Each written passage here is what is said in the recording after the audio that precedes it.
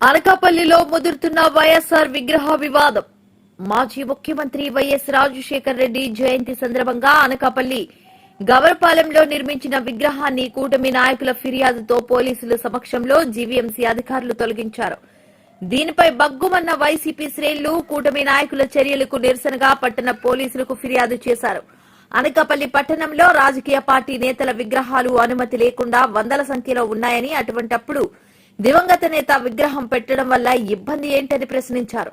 GVMC అధికారుల తీరు పక్షపాత ధోరణిలో ఉందని మున్సిపల్ కమిషనర్ దృష్టికి తీసుకువెళ్లారు. అనకాపల్లి పట్టణంలో శాంతి భద్రతలు కాపాడాలని తాము సామరస్యంగా వ్యవహరిస్తున్నామని, ఇటువంటి చర్యలకు పాల్పడితే ఎదురుదాడి తప్పదని హెచ్చరించారు.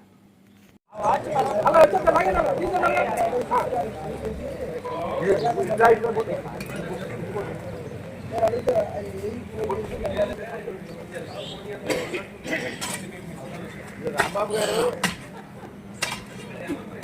రాధాకృష్ణ వాళ్ళే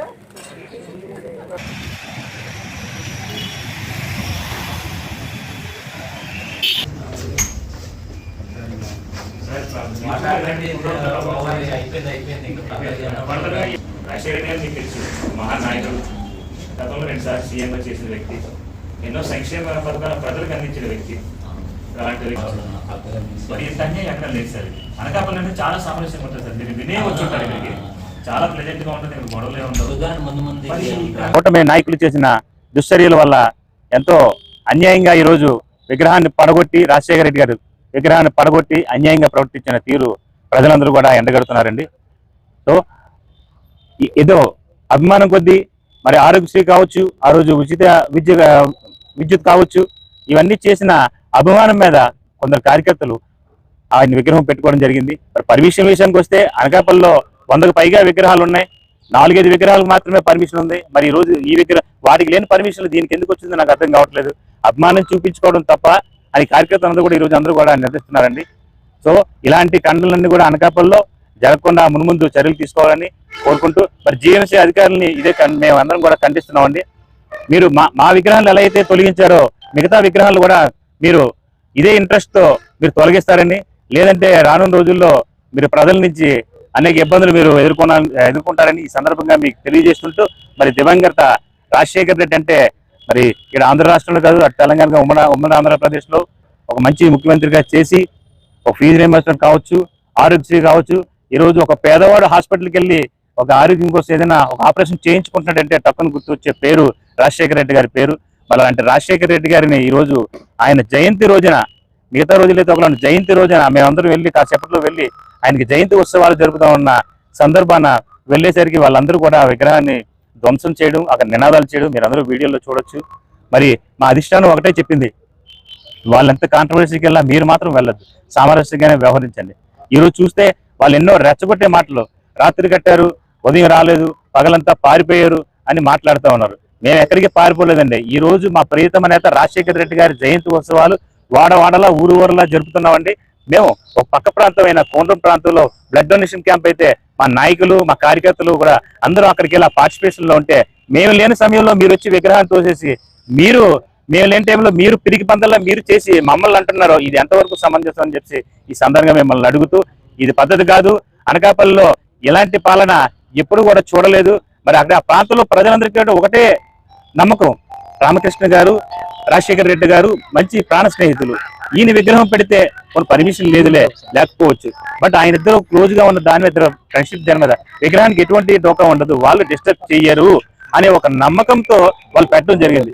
ఈ రోజు రాష్ట్రం అంతా కూటమి పరిపాలనలో ఎలా ఉన్నా కూడా అనకాపల్లిలో కేవలం మాజీ మంత్రివర్యులు శ్రీ కొంటాల రామకృష్ణ గారికి వైఎస్ రాజశేఖర రెడ్డి గారు అనుబంధం వల్ల అనకాపల్లి వైఎస్ విగ్రహానికి ఎటువంటి ఇబ్బంది రాదనే ఉద్దేశంతో, సదుద్దేశంతో ఆ వార్డులోని కొంతమంది కార్యకర్తలు అనకాపల్లి ఎక్కడ పర్మిషన్ లేవు కదా, మనం కొత్తగా పర్మిషన్ పెట్టాలో లేదో తెలియని వాతావరణంలో వాళ్ళు విగ్రహాన్ని పెట్టుకుంటే, ఎవరు చేసినా ఎవరు చేయించినా ఈవేళ మాజీ కౌన్సిలర్స్ కొంతమంది మాట్లాడుతున్నారు చాలా తప్పుడుగా, చాలా అంటే ఒక దుష్ట సాంప్రదాయం అది అన్నట్టుగానే. ఆ కౌన్సిలర్స్ అందరూ కూడా వాళ్ళు రాజశేఖర్ టైంలో కౌన్సిలర్ గా పనిచేసి రాజశేఖర రెడ్డి గారి వల్ల పేరు తెచ్చుకున్న కౌన్సిలర్సే ఇవాళ హుందాతనాన్ని మర్చిపోయి ఇలాంటి దుష్ట సాంప్రదాయం చేసుకోవడం వల్ల రామకృష్ణ గారి చెడ్డ పేరు వస్తుంది.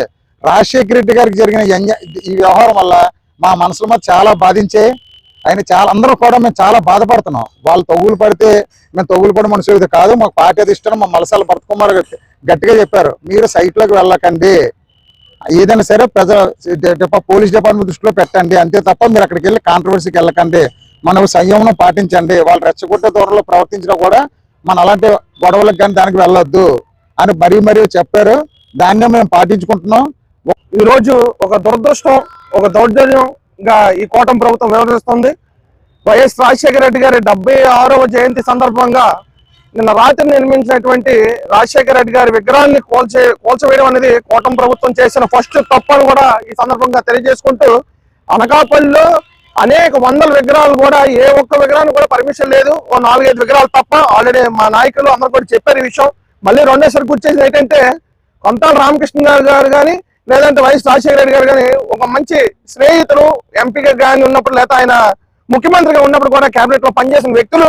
అలాంటిది ఆయన ఎమ్మెల్యే గానీ ఈ రోజు నియోజకవర్గం వ్యవహరిస్తున్న సమయంలో వైఎస్ రాజశేఖర రెడ్డి గారి విగ్రహాన్ని కూటమి నాయకులు దగ్గరుండి జీవీఎంసీ అధికారులతో తొలగించడం దీన్ని తీవ్రంగా వైఎస్ఆర్ కాంగ్రెస్ పార్టీ యువజన విభాగం కానీ మా కార్యకర్తలు కూడా దీన్ని తీవ్రంగా ఆగ్రహిస్తున్నాం. ఇంకొకసారి కానీ మీరు ఇలాంటి కార్యక్రమాలు కానీ అనకాపల్లి ప్రాంతాల్లో కానీ జరిపితే వైఎస్ఆర్ కాంగ్రెస్ పార్టీ కానీ తీవ్రంగా కూడా ఉద్యమిస్తాం కూడా ఈ సందర్భంగా తెలియజేసుకుంటూ, ఈ యొక్క సంఘటనని ఇది ఒక బ్లాక్ డేగా కూడా మనం ప్రకటించాల్సిన అవసరం ఉంది. విగ్రహం తొలగించడం పాటు కొంతమంది నాయకులు అక్కడికి వచ్చి అంటే మనం ప్రెస్ ముందు ఉన్న ఏదైనా మాట్లాడవచ్చు అని చెప్పేసి మా కార్యకర్తల్ని, మా నాయకుల్ని రెచ్చగొట్టే విధంగా మాట్లాడుతూ ఉన్నారు. ఏమని రాత్రి కట్టారు ఉదయం చెప్పి కూల్చేసి పారిపోయారు అనుకుంటున్నారేమో, అది తప్పు. మీరు ఇప్పుడు కూడా మీ మాట తీరికి మార్చకపోతే మాత్రం తీవ్ర పరిణామాలు మా పార్టీని కూడా ఎదుర్కొని ఉంటది. కానీ మా నాయకుడు జగన్మోహన్ రెడ్డి గారు ఆయన మంచి పాలన అందించారు, మంచిగా మా కార్యకర్తలు వ్యవహరించారు. మేము చెప్తుంటే